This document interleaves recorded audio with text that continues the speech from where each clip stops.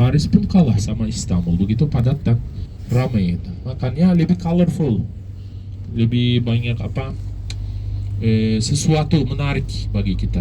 Contoh, kalau mau kulineran boleh, mau belajar sejarah boleh, mau foto-foto itu setiap pojok, setiap langkah ada kesempatan buat foto. Kelihatannya asik gitu, bangunannya bersejarah kuno, tempat semua itu memang menarik gitu.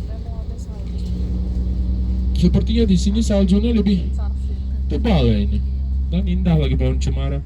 Coba lihat, pas kita menuju ke Gunung Erciyes ada lagi nanti pemandangan. Apalagi besok kita naik kereta, Bapak Ibu. Kalau beruntung kita salju masih belum mencair, rute kereta dari Ankara ke Istanbul melewati daerah pegunungan juga kadang-kadang ya tentu saja lewat terowongan, namanya juga kan kereta cepat, tidak banyak belokan. Tapi kadang-kadang melewati daerah pegunungan atau perbukitan bisa dapat pemandangan indah juga besok dari kereta cepat ya. Itu rencana kita buat besok. Tapi hari ini kita mau mampir dua tempat Bapak Ibu. Tinggal 5 menit lagi, by the way. Kita sudah dekat Bapak Ibu. Mohon siap-siap. Terus ada pertanyaan lagi, silakan Pak. Di Istanbul kalau beli kopi yang di pasar gitu, besok ada waktu nggak? Untuk beli kopi Pak, maksudnya dalam bentuk biji bukan, atau sudah di mau minum atau bukan beli yang apa? Sudah Yang kemasannya itu. Kemasannya dari kertas gitu. Dari kertas di Istanbul bisa, bahkan ada satu merek Pak yang terkenal dari tahun 1870-an kalau nggak salah. Satu keluarga besar itu memang pengusaha besar juga, salah satu keluarga bawa biji kopi dari luar negeri terus diperdagangkan di sini. Namanya Mehmet Efendi. Itu orang Turki pun suka sekali, kopinya juga halus, enak. Maksud saya rasanya itu lembut gitu. Boleh dicoba nanti di Istanbul ada kesempatan. Nanti saya tunjukkan Pak. Bukan di pasar itu. Di pasar kopi biasanya tidak dijual Pak, karena alasannya Pak, di Turki tidak ada perkebunan kopi.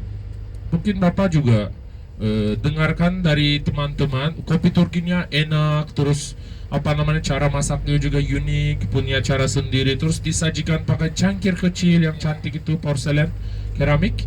Sebenarnya yang bikin begitu terkenal kopi Turki itu cara masaknya. Kalau bijinya kami juga beli dari luar. Maka saran saya kalau mau beli di pasar, pertama kita belum tahu Robusta, Arabica, terus kafeinnya atau rasa asamnya, asidnya kita belum tahu. Maka saran saya coba bawa pulang beberapa merek yang tertentu supaya tidak kecewa.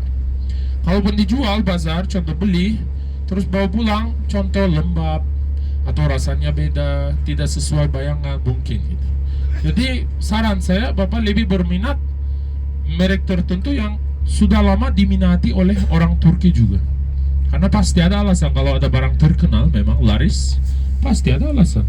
Apalagi dulu ya, mungkin kadang-kadang sekarang gara-gara sosmed bisa jadi kayak naik daun lah, jadi terkenal gitu. Seperti coklat Dubai kan, padahal itu cuma memang hasil iklan, terus terlalu dibesar-besarkan gitu. Padahal coklat ya coklat, bukan kayak ada resep khusus gitu. Tapi dulu kalau soal kopi memang itu soal selera Pak.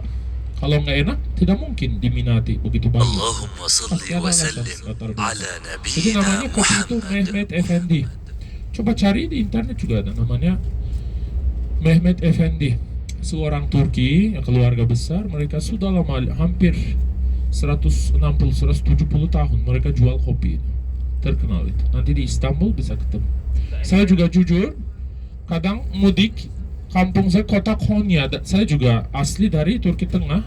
Kadang-kadang Idul Fitri, Idul Adha atau bulan Ramadan, bulan depan nanti saya juga mudik dari Istanbul. Saya juga pengen bawa sesuatu buat keluarga, menyenangkan mereka. Saya juga bawa kopi merek yang sama dari Istanbul, bawa ke kota Konya.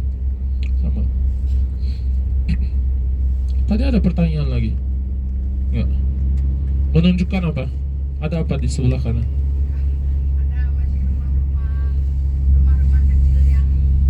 Rumah kecil yang bangunannya masih Sederhana, biasanya ibu itu rumah khusus buat kebun biasanya. Buat kebun hanya dipakai selama musim panas, ya, musim panas. Makanya sekarang kemungkinan besar udah kosong di sini kemungkinan. Nih tinggal kita belok kiri, sudah mau sampai Bapak Ibu. Saljunya tebal. Silakan. Musim panas bisa naik RGS. Musim panas kita bisa tetap pergi ke RGS, tapi kelihatannya seperti kayak gunung biasa gitu, karena tanpa salju, cuma ada batu-batuan dan tidak ada hutan lindung. Jadi yang bikin menarik itu sebenarnya saljunya, karena diselimuti salju warna putih semua, mirip bentuknya seperti kayak gunung Fuji di Jepang, satu gunung sendiri gitu. Hiking sampai puncak bisa. Sampai puncak tidak bisa, Samur juga tidak bisa.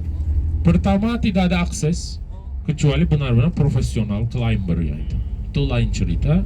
Tapi untuk bawa peserta paling bisa naik sampai tempat yang sama. Hari ini bagian parkir sama hotel ski resort itu saja. Tapi bulan Juli Agustus tidak ada salju, udah cair dan seperti gunung biasa gitu, tidak menarik lagi. Jadi hanya seasonnya itu mulai dari November sampai bulan Maret, kira-kira 5,5 bulan itu seasonnya terbatas. Jadi kita beruntung, apalagi pas kalian tiba di Istanbul, salju turun di Kapadokia, jadi lebih tebal sekarang di sana. Suasana pasti lebih indah di sana. Kalau Fuji kan kita bisa hiking ke puncak. Ini karena bentuknya, tetap kawahnya itu atau bagian paling ujung lah. Dulu kan Gunung Merapi itu bentuknya tidak memungkinkan itu. Nanti kalian juga akan menyadari, nanti bentuknya bukan kayak gunung biasa, tapi ada bagian hancur gitu. Dulu ada lava gitu. Kawahnya itu udah hancur. Maka naik sampai atas benar-benar butuh jam terbang tinggi lah gitu. Harus profesional gitu. Oke, ini sebentar lagi mau sampai Bapak Ibu. Coba siapkan barang-barang mau dibawa.